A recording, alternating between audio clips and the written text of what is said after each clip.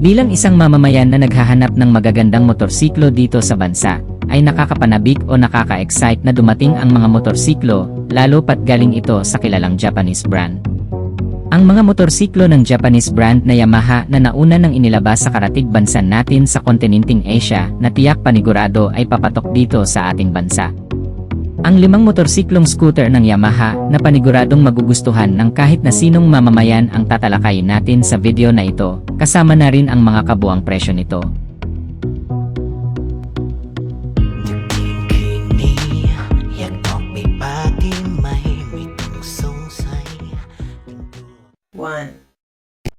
Yamaha Lexi 125. Isa sa pinakamagandang motor ng Yamaha at sigurado ako na kung ilalabas ito sa Pilipinas ay isa ito sa pinakamabentang 125cc scooter category.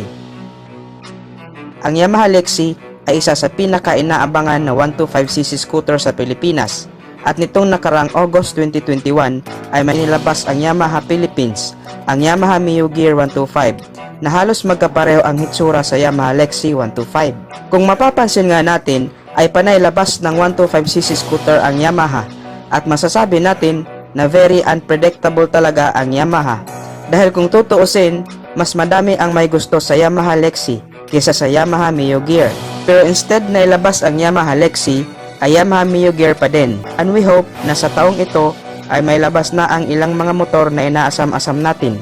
Kabilang na nga dyan ang Yamaha Lexi 125 na kung may lalabas sa Pilipinas ay tatawaging Yamaha Mio Lexi 125. Anyway, ang Yamaha Lexi ay may katangian na siyang maikukonsidera natin na kailangan na talagang ilabas ng Yamaha Philippines ang scooter na to. Ano-ano ba ang mga katangiang ito? Yan ang pag-uusapan natin sa video na to. Sa forma ng motor na to ay siguradong mapapalingon ang sinumang madadaanan nito. Dahil bukod sa siksik ito sa features ay napaka-aggressive at elegante ang kanyang hitsura, lalong-lalo na ang kanyang front fairings. Ang kanyang decals ay pang premium ang datingan. Idagdag mo pa ang kanyang logo na naka 3D emblem na. Very elegant talaga tingnan.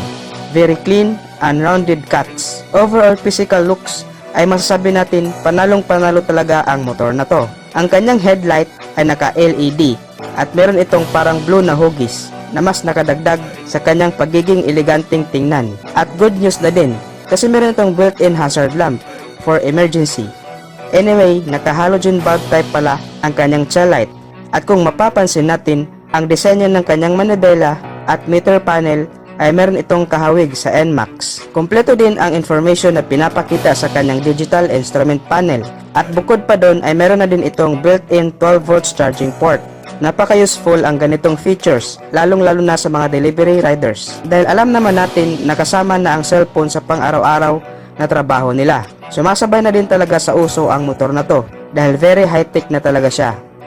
Punta naman tayo sa kanyang makina. Ang motor na to ay naka single cylinder, 4-stroke, 4 valves, liquid cooled, single overhead cam at naka VVA o variable valve actuation. So ito ang madalas na maririnig natin sa isang consumer. Dahil kadalasan sa atin mga Pinoy, sa mga ganitong kategorya ng scooter ay dapat talaga naka liquid cooled na ang makina para ay long lasting talaga at tuloy-tuloy sa biyahe. Isa pa ay naka 4 valves na siya. Idagdag mo pa ang VVA o variable valve actuation na mas pinaganda pa talaga ang kanyang power at overall performance. Matipid na din ito sa gasolina dahil syempre naka fuel injected na rin ang motor na to. Kaya nitong tumakbo ng 48 km per liter at syempre nagdidepende pa rin ito sa pagpapatakbo ng rider. Naka blue core na din ang motor na to nang ibig sabihin ay more power at less fuel na signature na kay Yamaha. Pagdating naman sa sukat ng kanyang gulong ay 90 by 90 with 14-inch mag size sa harap, 100 by 90 with 14-inch mag size naman sa likod, all tubeless. Braking system ay naka-disc brake sa harap at naka-drum brake naman sa likod. Pagdating naman sa kanyang suspension ay naka-telescopic fork sa harap at swing arm with shock absorber o dibaso naman sa likod. Well, ito rin ang kagandahan sa motor na to dahil naka-shock absorber na siya sa likod. Kahit naka 125cc engine displacement lang siya. Maganda ang features na to dahil kahit nasa malulubak na daanan ka ay smooth pa din ang pakiramdam mo dahil sa malakas ang absorption ng kanyang shock. At syempre ang pinakagusto ng mga Pinoy, ang flat floor footboard na very useful talaga dahil pwede itong paglagyan ng groceries at iba pang mga luggages. Meron din itong helmet hook at mini side pocket sa harapan. Equipped na rin ito ng stop and start system na kusang namamatay ang makina kapag nakahinto ng ilang segundo ang motor at kusa na rin itong umaandar kapag ipihit na ang silinyador. Siyempre, ang pinaka-purpose po nito ay para mas makatipid pa sa gas at bawas polusyon na rin. High-tech na din ang motor na to dahil naka-smart key na siya, less hassle na sa pagpapaandar ng motor. Meron naman itong 4.2 liters of fuel tank capacity. Ang kanyang underseat compartment naman ay 10 liters at unfortunately ay hindi pa kasya ang isang full face helmet. Punta naman tayo sa kanyang dimension. Meron itong 1135mm na taas, 1970mm na haba, 720mm na lapad, at ang kanyang seat height ay nasa 785mm. Ground clearance ay 133mm. Ang kanyang bigat naman ay 112 kilos. Sa bansang Indonesia ay meron itong SRP na 21,710,000 Indonesian rupiah at kung i-convert natin ito sa Philippine peso ay nasa 77,800 pesos. Ang price naman ng S version ay 24,700,000 Indonesian rupiah at kung i-convert natin ito sa Philippine peso ay nasa 88,800 pesos. Ang ABS version naman ay 27,310,000 Indonesian rupiah at kung i-convert natin ito sa Philippine peso ay nasa 97,900 pesos. Tinaguran itong The Little Aerox at nabibilang sa 125cc scooter category ng Yamaha.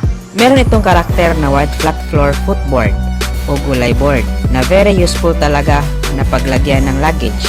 Anyway, ang pangalan pala ng scooter na to ay Yamaha Cygnus Gripus. Himayin natin kung ano-ano pa ang nasa scooter na to. Hindi natin may pagkakaila na sa Pilipinas ay nangunguna ang small displacement scooter na may gulay board. Bukod kasi sa mas mura ito, ay sobrang tipid pa sa gas at madaming pwedeng paglagyan ng luggage dahil meron itong spacious footboard. By the way, tinagurian pala itong The Baby Aerox dahil ang pormahan ng headlight o front fairings ay may hawig sa Yamaha Aerox 155. Meron itong exact 124 cubic centimeter engine displacement, 4-stroke single cylinder, single overhead cam with 4 valves, liquid cooled at fuel injected. Naka blue core na signature na kay Yamaha, so kapareho lang ang engine characteristic ng 125cc scooter ng Yamaha dito sa Pilipinas. Medyo advanced lang ang scooter na to dahil meron siyang VVA o variable valve actuation na kung sa atin sa Pilipinas ay 155cc displacement pa lang ang naka VVA. Compression ratio ay 11.2:1. Pagdating naman sa kanyang maximum power ay 12 horsepower at 8,000 RPM. Maximum torque ay 11 Nm of peak torque at 6,000 RPM. Ang kanyang fuel tank capacity naman ay 6.1 liters. Ang kanyang fuel accessibility ay nasa harapan just like Mio Gravis. Set height ay nasa 785mm. Ground clearance ay 125mm. Ang kanyang tire size naman ay 120 by 70 with 12-inch mag size sa harap at 130 by 70 with 12-inch mag size naman sa likod. All tubeless. Ang kanyang braking system naman ay naka-disc brake sa harap at disc brake din sa likod with ABS o anti-lock braking system at UBS o Unified Braking System. Ang kanyang bigat naman ay 125 kilograms. Ang ilaw naman ng motor na to ay naka-full LED na at ang kanyang tail light at muffler ay very sportier tingnan. Very wide na din ang kanyang underseat compartment na kasya na ang isang full face helmet. Ang kanyang panel gauge ay naka-fully digital at resembles din ng sa Yamaha Aerox. Meron din itong USB socket charger na pwedeng pag-charge ng cellphone. Mas pinatibay naman ang kanyang architectural frame na very confident sa kahit na anong bangkingan sa daan. Ang price naman ng motor na to ay nasa 357,500 Japanese yen at ang WJP 68th anniversary ay nasa 368,500 Japanese yen. Karamihan ng mga tao dito sa Pilipinas, scooter motorcycle na ang pang-araw-araw na pangunahing ginagamit bilang pang-service sa trabaho, sa opisina, panghatid sundo, pamalengke. Napakadali lang kasi nitong i-drive. Napaka-convenient at presyong pangmasa pa. Kaya pumatok talaga sa Pinoy ang Yamaha Mio at Honda Click 125 dahil sa abot kaya ang presyo nito.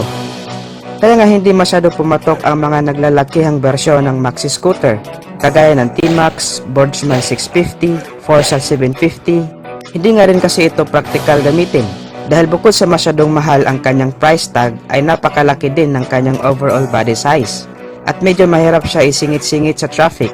Kaya nga ginawa nito ng paraan ng ibang motorcycle company na maglabas din ng smaller version ng kanilang mga high-cc maxi scooter.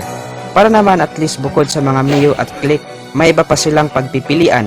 At currently ito nga si Yamaha ay patuloy na rin ng pagpuproduce ng kanilang smaller version ng X-Max. From 300cc ay meron na rin itong 125cc version. Sa video na to ay tatalakayin natin ang bagong X-Max 125 at alamin natin kung ano-ano ba ang mga pang-market nito at kung sulit din ba ang price. Pero bago tayo mag-umpisa ay huwag kalimutang mag-subscribe at pakihit na rin ang likes bilang suporta sa ating munting channel. Ang X-Max 125 ay smaller brother ng X-Max 300. Kung mapapansin natin ay magkapareho talaga sila ng design sa looks. Sa engine lang sila nagkakaiba. Ang kanyang displacement ay 125cc, single overhead cam engine. Ang kanyang maximum power ay 14 horsepower at 8,780 RPM. Ang sabi ng Yamaha kapag sumakay ka sa motor na to ay ma-experience mo agad ang easy handling with strong acceleration dahil na rin sa torque nito na 12 Nm at 6,500 RPM. Ganito kalakas umarangkada ang single overhead cam na type ng makina. Kaya for sure, masasapawan na talaga hindi lang ang Honda Click 125, pati na rin ang sarili nitong produkto na Yamaha Mio Series dito sa makabagong X-Max na to. Kapag nagbabiyahe tayo, papuntang trabaho or long distance driving, ay hindi talaga natin maiwasan ang mabuhangin, mabasa, malangis o in short, madulas na daanan. Kaya naglagay na si Yamaha ng traction control system sa motor na to para nang sa ganon ay mapanatili pa rin ang rear wheel, ang kanyang grip sa mga madudulas na kalsada for safety features na rin. Minsan mahirap din basta na lang ipatong o iwan na lang ang ating helmet sa motor dahil posible itong manakaw. Ang solusyon naman ni NMAX dito ay mas nilakihan pa ang underseat compartment na kasya ang hindi lang isa kundi dalawang helmet. Sa looks naman ay walang duda na napakaangas talaga ang design ng motor na to. Lahat tayo agree dyan. Kahit saang anggulo mo siya tingnan ay mapapawaw ka talaga. Lahat ng parte ng motor na to ay binigyan ng importansya ni Yamaha, lalo na yung comfortability ng rider at back rider. Meron itong sporty dual seat upang maging mas komportable ang riding position ng hindi lang ang rider kundi pati na rin ang pillion rider nito. Ang quality at advanced technology ng motor na to ay pang premium talaga.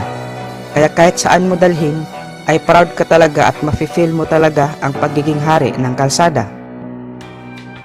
Meron itong 13 liters of fuel tank capacity at dahil nga meron na rin itong blue core na trademark na ni Yamaha sa kanyang mga scooter, samahan mo pa ng VVA o variable valve actuation ay mas pinapatipid pa nito ang kanyang fuel consumption na nakakatakbo ng 43 kilometers per liter. Naka-ABS o anti-lock braking system ang preno nito sa likod for safety features at adjustable din ang kanyang windshield. Ang size naman ng gulong niya sa unahan ay 120 by 70 size 15 at sa likod naman ay 140 by 70 size 14. So medyo malaki ang gulong niya.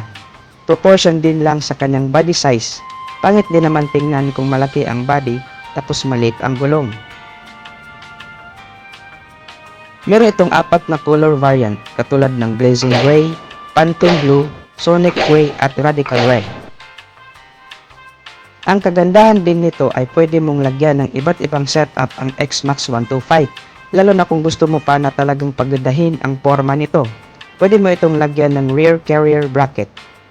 O kung gusto mo naman ng mas lalong komportable ang backride mo, pwede mo rin itong lagyan ng passenger backrest.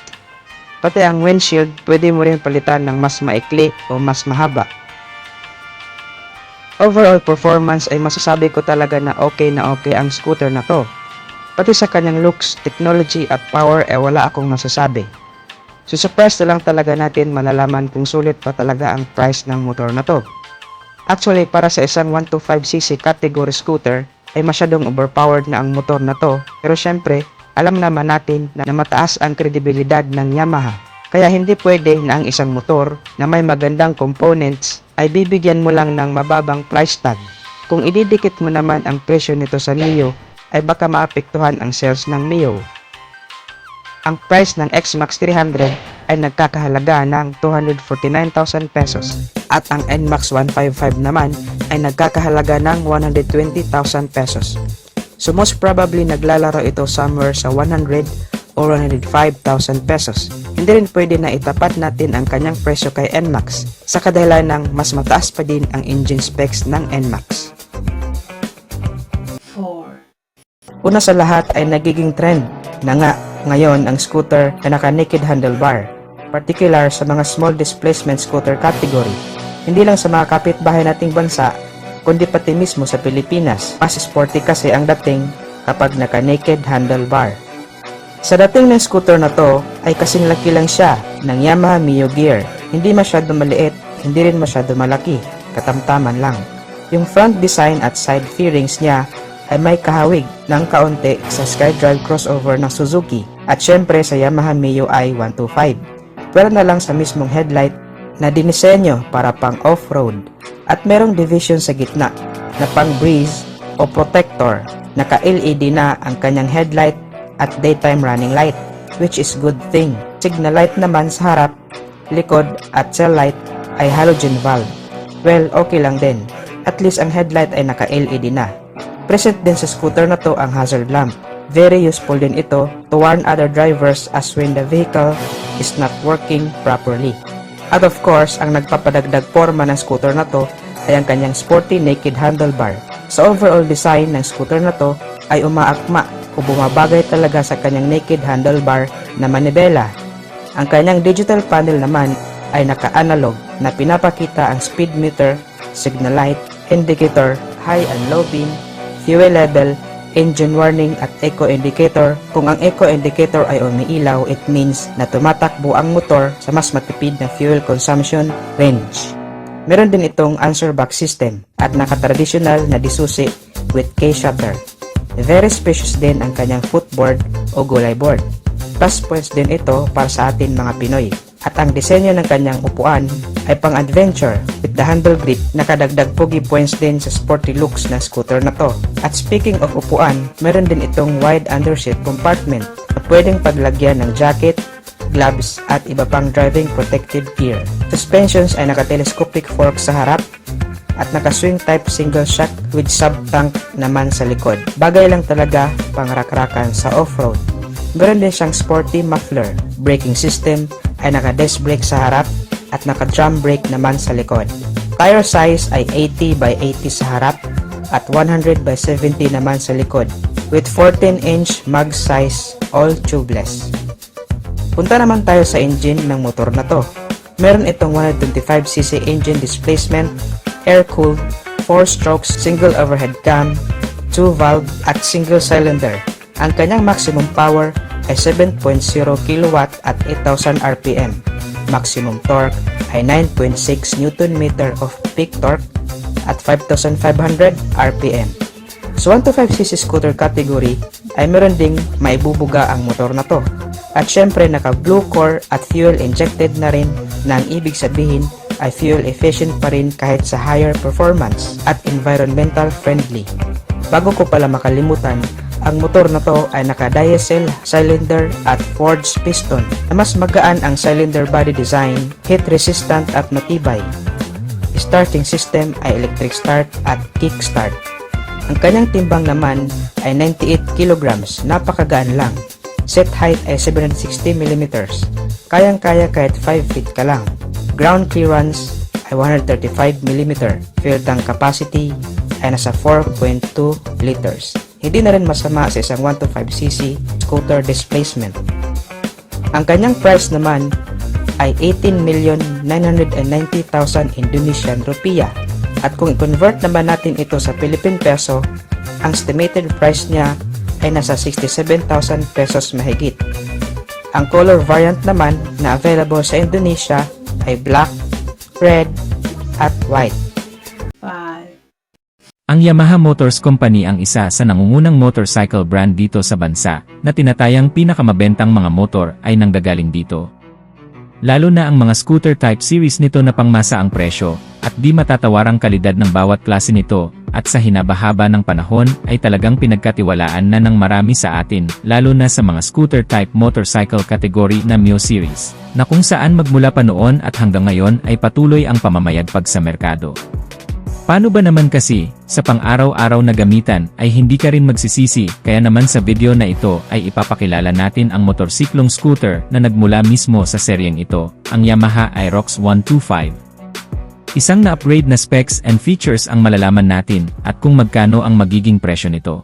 Ang Yamaha Aerox ay isang perpektong obra ng Yamaha Motorcycle Company simula nang inilabas ito, ang motorsiklong scooter na nagdala ng pangalan ng kumpanya sa masa at nagpakilala ng mga katangian na iniayon sa makabagong henerasyon. At bago pa man sumikat ang ilang brands sa paggawa din ng mga motorsiklong gaya nito, ay una munang namayagpag itong Yamaha Aerox na may kauna-unahang modelo na inilabas noong 1997 sa pagkakaroon ng 50cc. Isa ito sa may pinakamabiling motorsiklong scooter sa kasaysayan noon. At lumipas ang maraming taon ay nasundan na ng malalaking klase nito at kapasidad ng makina na umabot na sa 155cc Yamaha Aerox sa kasalukuyan at yan din ngayon ang karamihan sa motorsiklo natin dito sa bansa. Ngunit lingid sa kaalaman ng marami, itong Yamaha Aerox ay may inilabas pala na 125cc bago pa man natin nakilala ang mga 150cc at 155. Ito'y inilabas lang din sa ibang bansa na kung saan ay panalo din naman sa mga features at specs na meron ito at meron din itong ibang detalye na angat sa Yamaha Aerox 155. Simulan natin sa engine details, ang pagkakaroon ng kabuuang makina na powered by 125 cubic centimeter na displacement capacity, naka single cylinder, 4-stroke, single overhead cam na may 2 bulbs lang na engine, di gaya ng big brother nito na naka 4 bulbs na. Ngunit pagdating sa cooling system, ito ay naka-liquid cooled type na rin, at fuel system naman na fuel injected type na, kung sa long ride at city ride ay napakainam gamitin. Pagdating naman sa engine performance ay may sinabi rin talaga, ang pagkakaroon naman ng maximum output na 11.4 horsepower sa kada 9,000 RPM, habang ang maximum torque naman nito ay 10.4 Nm sa kada 6,500 RPM. Medyo may kalakasan din talaga dahil ito ay ginagamitan din naman ng VVA o variable valve actuation at sinamahan pa rin yan ng Blue Core technology sa buong makina nito. Kaya naman sa average top speed ay hindi na magpapahuli sa abot kayang bilis na nagagawa na umaabot naman sa 100 km/h. May kabilisan pero may ibibilis pa naman depende sa magdadala. Ang compression ratio nito ay 10.4:1. Pagdating naman sa fuel tank capacity nito, ito ay may 3.8 liters na full tank na sobrang tipid din naman makakonsumo sa gasolina na umaabot sa 50 km/L. Unlike sa big brother nito na may kalakasan sa gasoline. Yan din kasi ang nagagawa ng mas maliit na kapasidad ng makina, at bukod pa dyan syempre, dahil nga sa mas maliit na makina ay may magaang timbang din ito na umaabot naman sa 102 kg lamang, mas madaling imanyobra at dalhin. Para sa mga taong nalalakihan sa 155cc ay perfect ang motor na ito para sa'yo. Para naman sa mga features na meron itong Yamaha Aerox 125cc na masasabi nating angat sa kanyang big brother, ay ang pagkakaroon nito ng front flat footboard na kung saan meron ng extra space o lagayan ng ibang bagay sa pagde-deliver. Meron na rin itong kasamang side stand kill switch. Pagdating naman sa kanyang starting system, bukod sa electric push start, ito ay may kasama ng kickstarter. Isa sa kagandahan nito, dahil kapag nalobat or hindi na mapagana sa electric push start ay pupwede mong paganahin sa kickstarter nito. At bukod pa dyan syempre, kahit papano ay malawak na rin naman ang compartment storage nito na kasya ang isang full face helmet. Ang mga ilaw naman nito ay naihahawig din sa disenyo ng big brother nito, at syempre ang kagandahan din sa motorsiklong to ay ang headlight, naka full LED na, maliban na lang sa mga turn signal lamps at ang tail light nito na naka bulb type pa. Pagdating naman sa instrument cluster nito, ito ay naka-analog type pa, Huli nga lang ng kaunti sa ibang modelo, pero kung titingnan naman ang front portion nito sa may handlebar ay napaka-sporty naman. Dahil sa ginamitan nito ng naked handlebar katulad ng sa Yamaha X-Ride 125. May lock na rin ang braking system nito na kung saan sa mga paahon na kalsada o parking ay hindi rin basta-basta andar o usog man, para naman sa mga sukat ng gulong nito sa harapan ay may kabuang size na 70x90R14. Habang ang rear tire size naman nito ay 100x70R14, pareho na itong naka-tubeless. Naka-alloy wheels na rin ang mags nito, at sa mga braking system naman sa harapan, ang brake nito ay naka-single disc brake, habang ang rear brake naman nito ay naka-drum brake type pa. Para naman sa chassis and suspension, sa front ay ginamitan ng telescopic fork, habang ang rear suspension naman nito ay naka-monoshock absorber na parang sa Honda Click na may single shock absorber lang din sa rear suspension na siguro ay dito rin itinapat ng Yamaha, ang Aerox 125cc. Sa kabuang sukat naman nito, pagdating sa kanyang seating height ay very compatible din naman sa height nating mga Pilipino na may kabuang sukat na 765mm. Ang ground clearance nito ay nasa 135mm naman, at ang kabuang presyo nito sa bansang Indonesia, ito ay nagkakahalaga ng mahigit sa 18 million rupees na kung i-convert natin sa Philippine peso, ito ay aabot lamang sa halagang 65,000 pesos. Napakamura kung tutuusin kumpara sa ibang motorcycle brand na may 125cc na motorsiklong scooter. Pero syempre, kapag dumating ito sa bansa, mas tataas pa ang presyo nito na siguro ay itatapat din sa presyo ng Honda Click 125 na 81,400 pesos. At kung pag-usapan naman ang availability nitong motorsiklong to, ay unang inilabas bago pa man ang Yamaha Inmax 155 at ang big brother nito na Yamaha Aerox 155cc nito sa merkado, at sa bansang Indonesia lamang din ito unang inilabas.